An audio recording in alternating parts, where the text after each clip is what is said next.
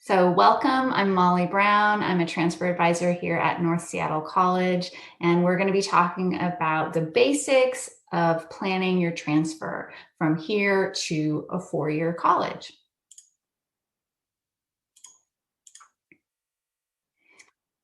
So things we'll cover today include why you should plan, the general components of a bachelor's degree, a timeline to help you plan your transfer, how to figure out some of the financial pieces, and how to put together all the pieces of an application. So please do feel free to put questions in the chat. Since I'm recording the presentation, I'm going to probably have more time to answer lots of questions at the end. So why should you plan? I'm going to give you an example of two fictional students, student A and student Z. And these are domestic, so not international students who are attending full-time. So student A sought out resources early on in their time at North to decide on a major, and they did that within their first year. They used that information to make an educational plan with their advisor. They also met directly with advisors at the universities they wanted to attend. They applied early to transfer. They submitted their FAFSA early and qualified for scholarships, and were able to complete a bachelor's degree in 2 years after finishing their AA. Student Z's on the opposite end of that planning spectrum. They saw an advisor when they first started at North, but not again until they were halfway done with their AA and weren't still sure of what they wanted to study when they transferred. After deciding on a major, Student Z discovered that some of the classes they'd taken would not transfer. They missed the start of a class sequence for major prerequisites, and so had an extra 6 months to take classes at North in order to be transfer ready. They missed the scholarship application deadline at the university, so needed to take out more loans, and ultimately took a year and a half longer to earn their bachelor's degree than student A. What does this mean in the real world? Well, time is one thing, but there's an actual cost that I can calculate for not planning. So for student A, they spent 6 quarters at North, $1,600 approximately, domestic tuition, $9,600. They transferred to the University of Washington, highest tuition cost for state institutions, $11,659 currently, 2 years, $23,000 and change. But they got some financial aid, they got departmental scholarships, so they were able to graduate with minimal debt. Student Z, remember, spent longer at North, 8 quarters, so 12,000, nearly 13. Tuition at the U, still about 2 years, but they had to spend a little more time there. And so that turned out to be $30,000, almost $31,000. Didn't get the FAFSA in as early as possible. Not all financial aid was available, fewer scholarships available, and so had to take out some more loans to pay all those tuition bills. And that adds up to nearly $11,000 in additional tuition cost. And that's before you add in additional loan payments and interest. So I don't want to have this here to scare you. I want you to see that there's a benefit to planning ahead. So moving on, just an overview of what is in this 4-year degree that you all want to earn, a bachelor's degree. In the US, all bachelor's degrees include some kind of general education. So that's that broad-based liberal arts, a variety of topics. So everybody does some English, some math, humanities, social science, and natural science. And that can be between 50 and 90 credits, depending on the university. And that's quarter system credits. Then every bachelor's degree has a focus, a major, and that can be between 50 and 100 credits. And you all need to get up to 100, all degrees need to get up to 180 quarter system credits. So if the major and gen eds don't add up to 180, you add additional credits for electives and a possible minor, or maybe even a double major if you have enough room. So just to keep in mind that every degree has part of this, and you'll see a little bit more about why I'm emphasizing this now as we go on. So timing. I want you to think about how you are planning your transfer in kind of chunks. And maybe you are further along in this process. And so, we can get into more specific questions later on.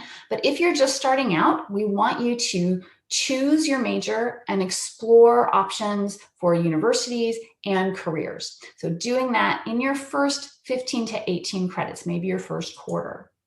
So how do you decide what your major will be? If you already have an idea, that's great. If you're not sure, here are some resources, but I'm first going to say your major does not always equal your career, particularly in some of the liberal arts, social sciences, humanities.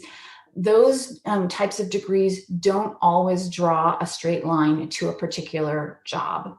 And that's okay. There's lots of things you can do out there with social science and humanities degrees. So that's, just a little plug for not making a major exactly equate to a career. But how do you explore? So resources at North, we have quite a few. Starting off at the top of this graphic, NSC counseling. So we have professional faculty counselors who can help students explore careers in one-on-one appointments, resources on their website, and they also teach a class called HDC 100. That the title is Career Planning and Personal Evaluation. That's offered fall, winter, and spring quarters. So if you're not sure, that's a great class to take if you want to explore what to do with a major or a career. Moving around, web resources, I mentioned those on the counseling website. You could also check out the Career Services website. And there's a particular one that Advising uses called the Washington Occupation Information System, WOIS.org.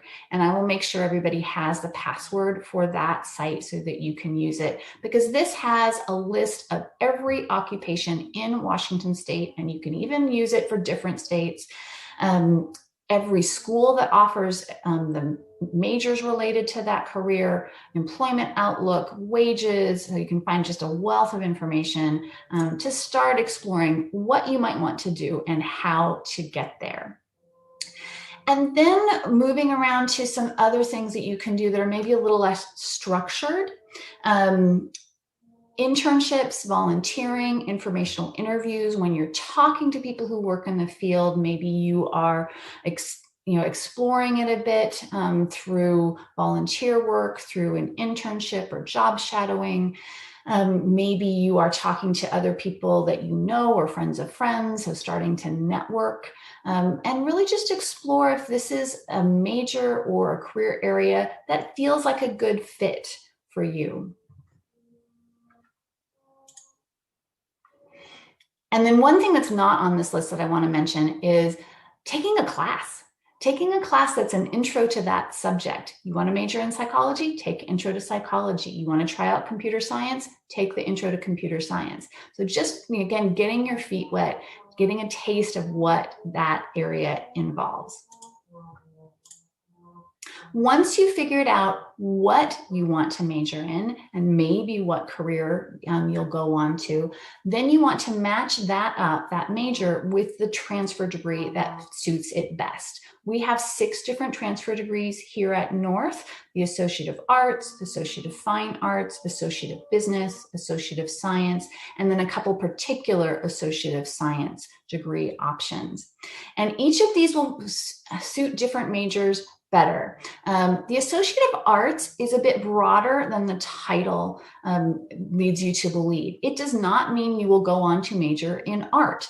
It is the original transfer degree and is really very flexible. Many of the degrees on this list are built on the structure of the Associate of Arts, but it's primarily for students who want to major in humanities, social science, and language.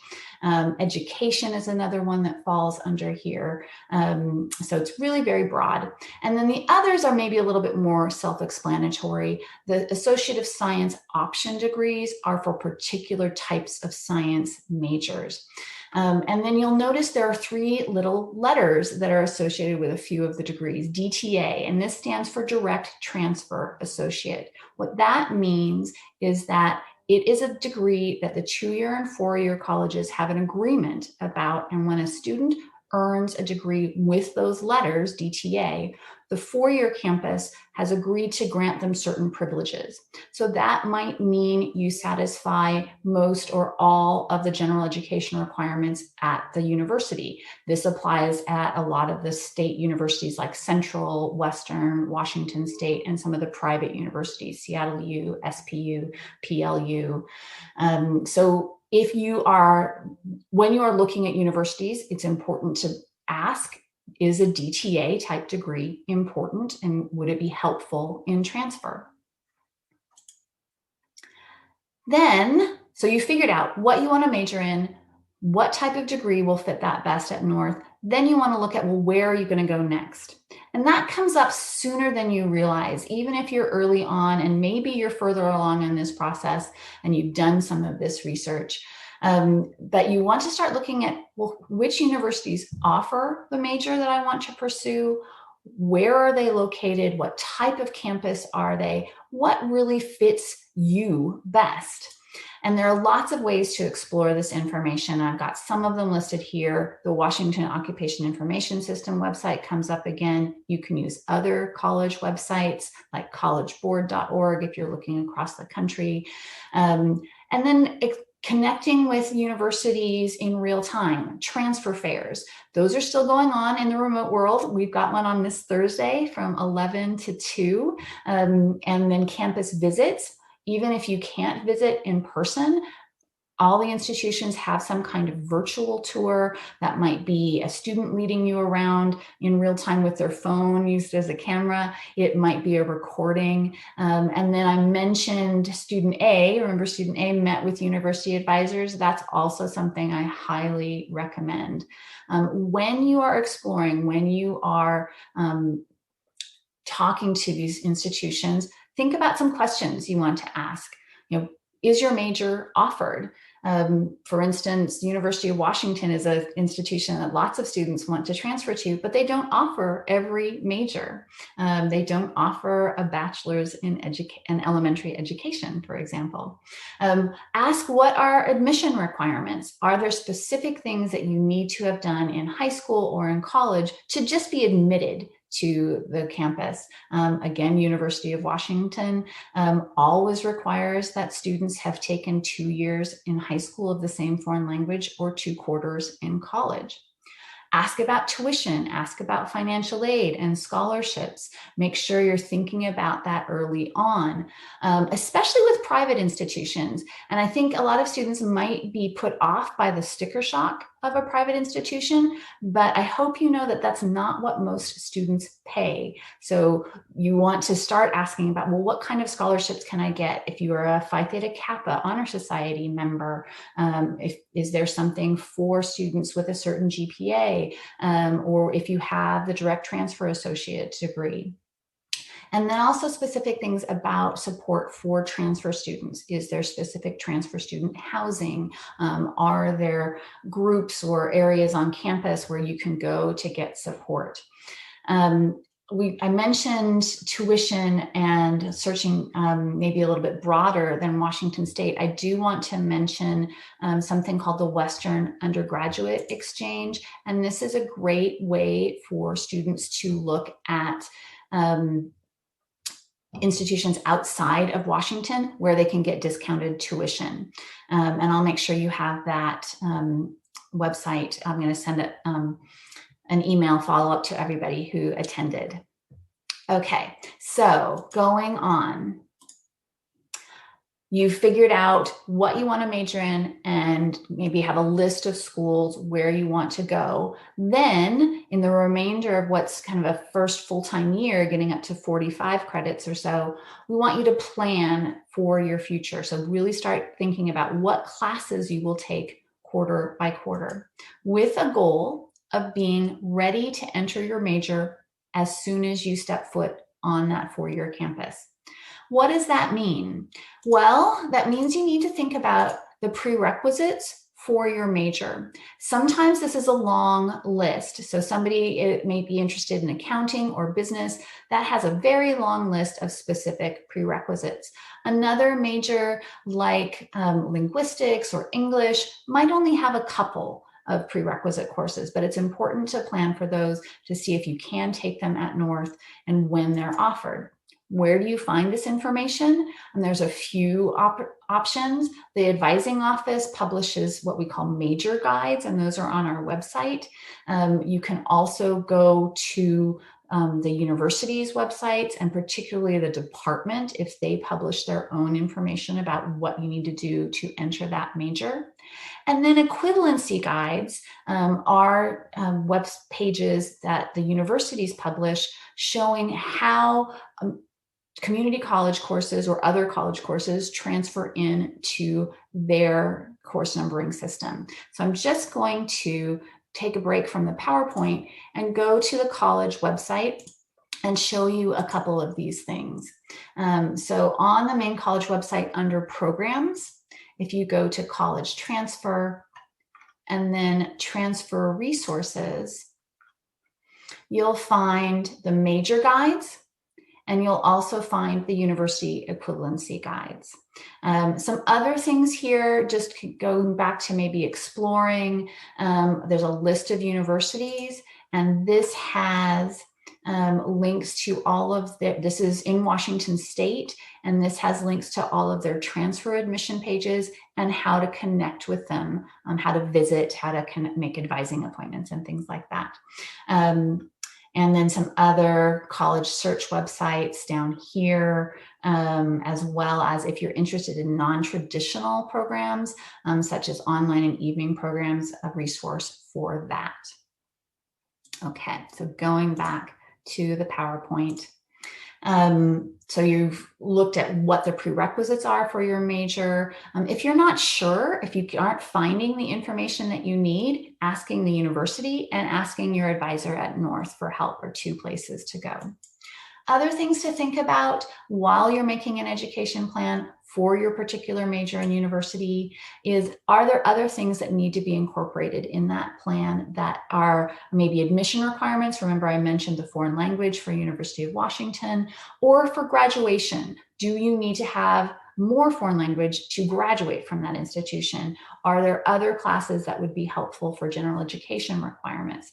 So thinking about all of these things and then putting them together into an educational plan. So that's going to include the general education that is going to help you transfer well, the prerequisites for your major, and really make you transfer ready. So we want you by the end of your second term at North to have made this plan with an advisor. It's a plan, it's not set in concrete, so it will likely change, but it will at least give you an idea of the basics of what you need to do. It will help you avoid taking classes that won't transfer. It will help you know when you will graduate. And finally, and probably most importantly, if you're incorporating all of this stuff, it's going to help you be a competitive applicant, because universities are really looking for students who are ready to go into their major. So these are pictures of some of our lovely advisors at North. These are our general advisors. So if you're an international student, if you're a Running Start student, you will have, or a Seattle Promise student, you will have a different advisor. But please, reach out to whoever you're connected with. If you're not connected with someone, let us know and we'll help you figure that out. But please reach out and make an appointment so that we can help you with that plan. Now I want to go on a little bit to something slightly different than the academics, but I know plays a big role, and that is the financial piece. And the thing I want to emphasize here is really paying attention to priority deadlines. So these are the things that you'll see that a university says, hey, try to meet this. Try to meet this, and that will help you get access to a number of scholarships, potentially, or at least make sure that you're eligible for all the aid possible. So FAFSA and WASPA open up for the following academic year, October 1st each year. So it is now open for the 2021-2022 academic year. If you will be transferring at any point in the next academic year, from September of this year through June of next year, you should go ahead and complete the FAFSA or WASPA. And you can list up to 10 schools. So you don't have to be accepted. You don't have to have even applied or even ever apply. If you think you might apply, then include that school on the FAFSA or WASPA. Then scholarships. So I mentioned how priority deadlines can often help you be eligible for scholarships at universities, but there are also other scholarships outside of that that may be particular to your university. So start looking there, and then widen your search a little bit. A site called washboard.org is helpful for that, because that's a Washington state database. It is run by the state, so it will not spam you. It's not going to charge you money. Never pay for a scholarship search or to apply for a scholarship. And you want to start looking for these opportunities about 6 to 12 months before you plan to transfer. So if you're planning to transfer this fall, now is a good time to start that search. Many scholarships have application deadlines in the spring for funding in the fall. If your scholarships or other application materials need letters of recommendation, please, please, please give faculty and employers at least a month, ideally 2 months notice to complete those letters of recommendation. Many faculty and staff are happy to do this, but they need to plan ahead. They need to have time to write something well. Okay, so that's getting you through the plan part. So really like the first year of your career at North. And then it's time to get down to the specifics and apply. So the application deadlines come up starting in January for transfer students, for the fall, January, February, March, really for the fall entry periods. And we definitely want to encourage students to apply to more than one school. And kind of think about it like this. You have a school that you really want to go to. You're not sure you're going to meet their admission requirements. You've looked at the information they have on the GPAs of students who were admitted previously. You're not sure you're there, but you're going to give it a try anyway. So we call that a reach. And then a target school might be a school where you are pretty confident you'll meet all the admission requirements, have your prerequisites done, and have the GPA in the range that they've admitted students before. And then maybe you'll have a safety school as well. So someplace where you know you exceed the requirements. But always have a backup plan because you never know what's going to happen in the admission process. And those deadlines, like I said, are going to come up. January 31st is usually the earliest I see for Washington State. February 15 is a big deadline for the University of Washington, Seattle. And each campus will, and sometimes each major will have their own deadlines. So look into those. Thinking about when you're putting together your application, what are schools looking for in a competitive applicant? Well, in the center is your GPA, but they also know that students are not just numbers. So they're going to zero in on some other areas and do what they call a holistic review.